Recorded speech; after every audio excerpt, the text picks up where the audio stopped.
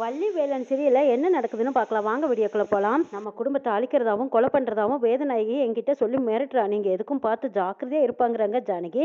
அத்தை நீங்கள் ஒன்றும் கவலைப்படாதீங்க, என்ன மாரி யாரும் நம்ம குடும்பத்தை எதுவும் பண்ண முடியாது, நான் இருக்கேன்ல, நீங்கள் கவலை இல்லாமல் இருங்கன்னு சொல்லிட்டு ஃபோனை வைக்கிறாங்க வேலன். அண்ணே நீ ஏன் ஒரு மாதிரியா இருக்க, உனக்கு யார் ஃபோன் பண்ணான்னு தங்கச்சி கேட்குறா. அது ஒன்றும் இல்லைம்மா அப்படின்னு சொல்லி சமாளிக்கிறாங்க வேலன்.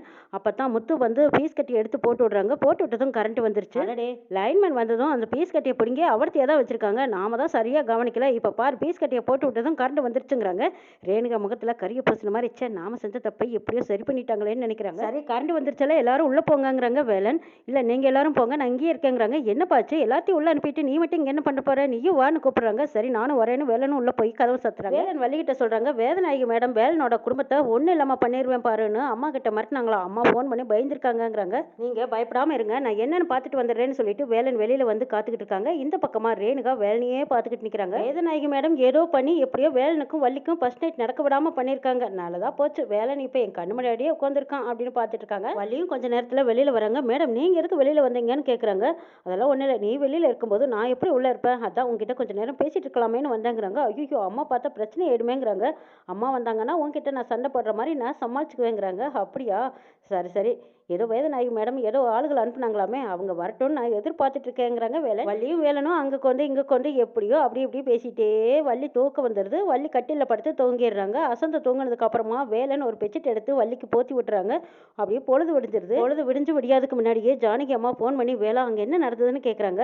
அம்மா நீங்கள் சொன்ன மாதிரி எல்லாம் வேதநாயகி ஆட்கள் எல்லாம் இங்கே யாருமே வரலம்மா, நானும் விடிய வரைக்கும் காவல் இருந்தேங்கிறாங்க. ஜானகி பேசிட்டு இருக்கும்போதே வேதநாயகி வந்து என்ன வீட்டு வேலைக்கார மாப்பிள்ளையா பேசுறான் குடு அப்படின்னு சொல்லி பிடிக்கிறாங்க. ஃபோனை பிடுங்கினதுக்கு அப்புறமா வேலன் கிட்ட பேசுறாங்க. என்ன வேலா, முதல் ராத்திரி கொண்டாட வேண்டிய உனக்கு சிவன் ராத்திரி கொண்டாட வச்சுட்டேனே, அதனால என் மேல கோவமா இருக்கியா? இது ஆரம்பம் தான்ப்பா, இன்னும் போக போக இந்த வேதநாயகி யாருன்னு புரிஞ்சுக்க போற பாருங்கிறாங்க. இனிமே உன் வாழ்நாள் முழுக்க சிவன் ராத்திரி தான். உன் வீட்டில் இருக்கிறவங்க முதல் ராத்திரி, ரெண்டாவது ராத்திரி, மூணாவது ராத்திரி இப்படி எல்லாம் ராத்திரி கொண்டாடினாங்கன்னு வச்சுக்கோ, எல்லாத்துக்கும் சேர்த்து ஒரே ராத்திரியில கொண்டாடிடுவேன், ஜாக்கிரதை பார்த்து நடந்துக்கோங்கிறாங்க வேதநாயகி. நான் சொல்ல மறந்துட்டேன்ப்பா, உன்னை கொல்றதுக்காகவோ அடிக்கிறதுக்காகவோ நான் எந்த ஆளுகளையும் அனுப்பல, நீ போய் தூங்க போ அப்படின்னு சொல்லி சர்வசாதாரணமா பேசிட்டு வைக்கிறாங்க வேதநாயகி. என்கிட்டயே நீ மிரட்டுறியா, இனிமே எல்லாத்தையும் தூங்க விடாம பண்றதுதான் என்னோட வேலையே அப்படின்னு வேதநாயகி ஜானகியை மிரட்டிட்டு போறாங்க. வள்ளி வேலன் கிட்ட அத்திகா பேசினாங்கன்னு கேட்குறாங்க. ஆமா அவங்க கேம் விளையாட ஆரம்பிச்சிட்டாங்க, இனிமே என்னோட கேம் அவங்க பார்க்கத்தானே போறாங்கிறாங்க. சரி எனக்கு கொஞ்சம் வெளியில வேலை இருக்கு, நீங்க உள்ள போய் தூங்க போங்க மேடம் அப்படின்னு சொன்னதும் வள்ளி உள்ள போறாங்க. வேலன் ஜானகி அம்மா வீட்டுக்கு வந்திருக்காங்க. ஜானகி அம்மா வேலனை பார்த்ததும் வேலா நீ எப்போ வந்த, எங்க வள்ளியை காணான்னு கேட்குறாங்க. வள்ளி மேடம் தூங்கிட்டு இருக்காங்க. வேதநாயகி மேடம் என்ன ராத்திரி பூரா தூங்க விடல, அதனால அவங்கள பார்த்து குட் மார்னிங் சொல்லிட்டு போலான்னு வந்தேங்கிறாங்க வேலன். வேதநாயகி வர்றாங்க. வந்ததும் அப்படியே வேலனை பார்த்து சீறி பாயிறாங்க. டே இங்க என்னடா பண்ணிட்டு இருக்கேன்னு கேட்குறாங்க. அடடா வாங்க மேடம், விடிய வரைக்கும் என்ன தூங்க விடல, எனக்கு குட் மார்னிங் சொன்னீங்களா, அதுக்கு தான் பதிலாக நேரடியாக உங்களை பார்த்து குட் மார்னிங் சொல்லிட்டு போலான்னு வந்தேன் மேடம்ங்கிறாங்க. மேடம் உண்மையிலுமே நீங்கள் வேற லெவல், எவ்வளோ பெரிய ஆளு, மாஸ் பண்ணிட்டீங்க போங்க. ஓஹோ இப்போதான் என்னை பற்றி உனக்கு புரிஞ்சுதா, பாத்தியா ஜானகி, இனிமேலாவது என்கிட்ட ரெண்டு பேரும் பார்த்து நடந்துக்கோங்கன்னு சொல்கிறாங்க. ஏமா எனக்கு ஒரு விஷயம் புரியல, ஆமாம் இவ்வளோ ஷார்ப்பாக இருக்கிற நீங்கள் எப்படி ரஞ்சித் விஷயத்தில் கோட்டை விட்டீங்கன்னு கேட்குறாங்க வேலன். எது கோட்டை விட்டுனா, நான் எதுக்குடா கோட்டை விட்டேங்கிறாங்க. மேடம் என்னை நைட்டெல்லாம் வெளியே நிற்க வச்சிங்களா, அதே டைமில் தான் உங்கள் பையன் ரஞ்சித்தை போலீஸ் தூக்கிட்டாங்கன்னு சொல்கிறாங்க. இதை கேட்டதும் பதறி போய் துடிக்கிறாங்க வேதநாயகி. டே என்னடா சொல்கிற, என்னடா சாதாரணமாக சொல்கிற, எப்போ எதுக்கு தூக்குனாங்கன்னு கேட்குறாங்க வேதநாயகி. ஆமாம் கோயிலில் நம்ம ஐயாவை கொலை பண்ண வந்தானுங்கல்ல, அந்த ஆளுகளுக்கும் ரஞ்சித்துக்கும் ஏதோ தொடர்பு இருக்குன்னு சந்தேகப்பட்டு அச்சு பார்த்ததுல அந்த கும்பலுக்கும் உங்களுக்கும் தொடர்பு இருக்கிறதா ரஞ்சித் வாக்குமூலம் கொடுத்துட்டாங்கன்னு சொல்கிறாங்க. அடுத்தது போலீஸ் உங்களை கைது பண்ண எப்போ வேணாலும் வருவாங்கன்னு துர்கா மேடம் சொன்னாங்கன்னு சொல்கிறாங்க. இதை கேட்டதும் வேதநாயகி அப்படியே குப்புன்னு வேக்குது. எவ்வளோ பெரிய ஆளு, ஆனால் என்ன செய்யறது, இன்னும் கொஞ்சம் நேரத்தில் உங்களை தெரு தெருவா போலீஸ் இழுத்துட்டு போகுது. ஆனால் ஐயா உங்கள் பேரில் எவ்வளோ நம்பிக்கை வச்சிருந்தாங்க மேடம். அங்கே ரத்னா வராங்க. என்ன இவன் மட்டும் வந்திருக்கானேக்கா, வள்ளி எங்கேன்னு கேட்குறாங்க. கேட்டுட்டு இருக்கும்போதே வேலன் தான் பதில் சொல்கிறாங்க. மேடம் தூங்கிட்டு இருக்காங்க, நான் மட்டும் தான் வந்தேன்னு சொல்லிட்டு இருக்கும்போதே மினிஸ்டர் ஃபோன் பண்ணுறாங்க. கமிஷனர் கிட்ட ரத்னம் பேசிட்டு இருக்காங்க. நீங்கள் என்ன நடவடிக்கை எடுத்தீங்கனாலும் சரி, நான் அதில் தலையிடலேன்னு பேசிட்டு இருக்காங்க. பார்த்தீங்களா உங்கள் பையனை பற்றி தான் பேசிட்டு இருக்காங்கன்னு வேலன் ஜாட பண்ணனதும் வேதநாயகி பயந்து ஓடி போய் இங்கே பாருப்பா ரத்னம், கமிஷனர் சொன்னது எல்லாம் நம்பாதப்பா, அந்த பாம்பே கும்பலுக்கும் ரஞ்சித்துக்கும் எந்த சம்மந்தம் இல்லைன்னு உண்மையெல்லாம் புட்டு புட்டு உடச்சு வைக்கிறாங்க வேதநாயகி. அடடா அந்த கொலகார கும்பலெல்லாம் பாம்பேலேருந்தா வந்தாங்க, அது எப்படிமா உங்களுக்கு தெரியும்னு பாயிண்ட் பிடிச்சி அடிச்சு கேட்குறாங்க.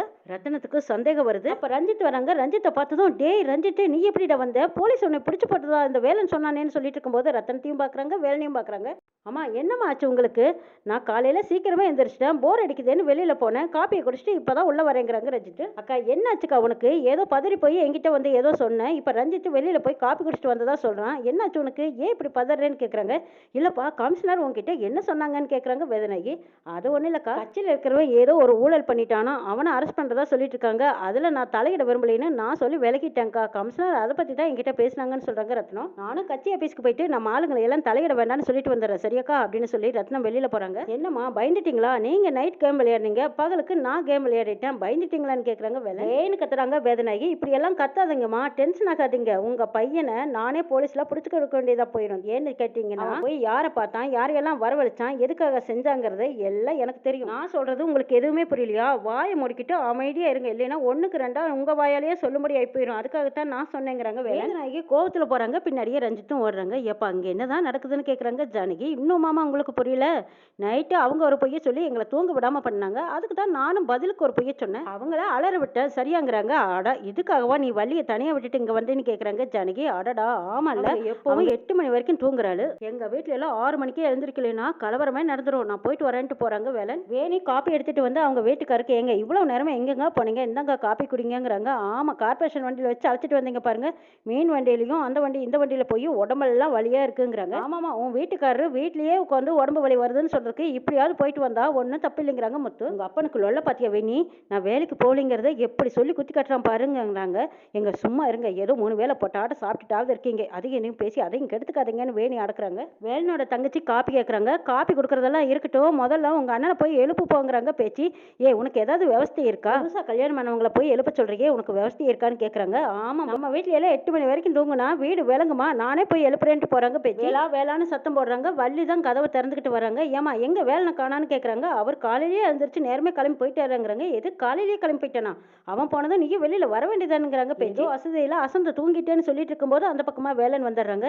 வேலா, நீ போகும்போது என்னையும் எழுப்பி விட்டுட்டு போலாமல்லன்னு கண்ணடிக்கிறாங்க வள்ளி. யாராவது எழுப்பி விட்டாதான் எந்திரிப்பீங்களா? நீங்களா எழுந்திரிக்க மாட்டீங்களான்னு கேட்குறாங்க வேலன். ஆமா, எங்க வீட்டுல 8 மணி வரைக்கும் தூங்கி பழகி போச்சு. போதும் போதும், 2 பேரும் வாய முடுங்க. எப்ப பார்த்தாலும் 2 பேரும் சண்டை போடுற மாதிரியே பேசுறதுங்கிறாங்க. பார்வள்ளி, உன் வீட்டுல நீ 8 மணி வரைக்கும் தூங்கி இருக்கலாம், ஆனா இங்க அப்படியெல்லாம் தூங்கக்கூடாது அப்படின்னு சொல்லவும், சரிங்க என்ன வேலை செய்யட்டும் அதை சொல்லுங்கிறாங்க. காலையில 6 மணிக்கெல்லாம் டான் எந்திரிச்சு வாசல் தொழிச்சு கோலம் போடணும், எல்லாத்துக்கும் காப்பி வச்சு கொடுக்கணும், டிஃபன் செய்யணும், மத்தியானத்துக்கும் சாப்பாடு செய்யணும், நைட்டுக்கும் டிஃபன் செய்யணும். இனிமே நீ தான் எல்லா வேலையும் பாத்துக்கணுங்கிறாங்க பேச்சு. அட இவ்வளவுதானா, எல்லாம் நானே பாத்துக்கிறேங்கிறாங்க வள்ளி.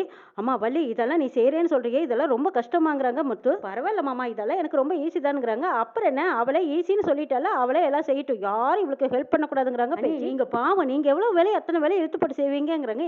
ஆனந்தி, அது ஒன்றும் பிரச்சனை இல்லை, எல்லாம் நான் பாத்துக்கிறேன் விடுங்கிறாங்க. சரி சரி, அதான் நீயே செய்யறேன்னு சொல்லிட்டேல, இப்ப டிஃபனை நீ தான் பண்ணணும், பண்ணிடு அப்படின்னு சொல்லிட்டு போறாங்க பேச்சு. ஐயோ மேடம், என்ன மேடம் நீங்க எதுக்கு இதெல்லாம் பண்றேன்னு சொன்னீங்கன்னு கேட்குறாங்க வேலன்.